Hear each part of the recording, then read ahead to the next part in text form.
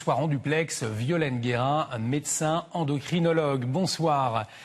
Alors justement, pour commencer, je vais me tourner vers vous, docteur Violaine Guérin. Olivier Véran, le ministre de la Santé, a parlé d'un virus qui circule trop vite dans les métropoles. En même temps, un frémissement positif dans d'autres métropoles.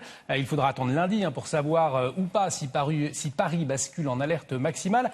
Alors, comment le comprendre? Ça chauffe, mais la situation reste sous contrôle ou finalement le pays prend du retard et risque une perte de contrôle dans les semaines à venir? Alors, je suis médecin en ville et je voulais préciser que nous ne sommes pas du tout en train d'observer cette panique générale qui est annoncée. Il me paraît extrêmement important que la France, très rapidement, modifie ses seuils d'amplification des tests PCR, comme l'a fait l'Espagne récemment, parce qu'on est dans des statistiques qui ne correspondent pas du tout à ce que l'on voit, nous, en ville. Alors, on parle beaucoup de l'hôpital. Docteur Comte, le ministre de la Santé parle d'1 million de tests, il s'en est félicité. Ça ne suffit pas?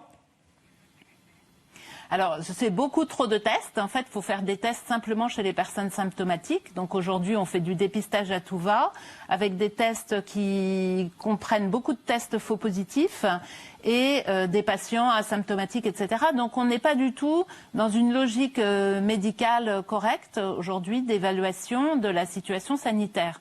Nous, les médecins de terrain, nous pouvons comparer à ce qui se passait en février, mars, avril, où effectivement on voyait des patients tous les jours souffrant de Covid, etc. Aujourd'hui, ce n'est absolument pas la réalité et on manipule beaucoup les données. Il y a même des erreurs de données, puisque j'ai lu il y a quelques heures un article montrant des erreurs dans les saisies de Santé publique France. A priori, on a vu qu'à Marseille, l'ARS PACA a donné des évaluations qui ne se sont pas avérées justes.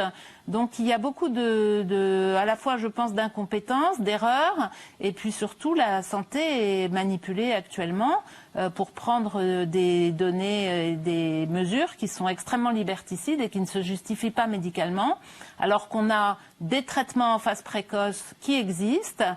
On a certes des problèmes de tension hospitalière, mais qui ne correspondent pas à la réalité de l'épidémie, qui sont des tensions qui sont liées à la destruction de notre système de santé depuis des années. On a encore appris qu'on avait supprimé 3500 lits en 2019. Ça, c'est quelque chose qui se poursuit depuis des années. Et quelque part, moi, je suis presque un petit peu en colère par rapport aux médecins hospitaliers qui, certes, ont manifesté, fait des grèves, etc., mais qui auraient dû carrément arrêter de travailler depuis un certain temps pour que l'État français sauve le système de santé français et arrête de le détruire.